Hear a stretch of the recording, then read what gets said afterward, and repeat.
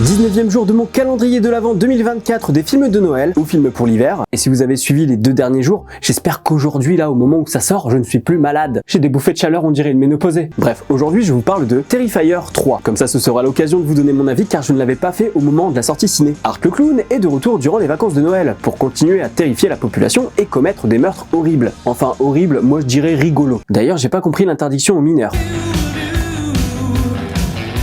Minors, not minors. C'est du grand guignol, tout est fait pour se marrer durant les exécutions, même si c'est vrai que parfois il y a des scènes un peu glauques. Personnellement, j'aurais mis moins de 16 ans. Après, on va pas se mentir, je pense que le moins de 18 a participé à son succès, donc c'est plutôt cool. Aussi cool que de voir le logo de Shadows sur grand écran. Je vous avoue que quand je vois ce genre de choses, je suis rassuré de me dire que j'ai investi 500 balles dans la plateforme.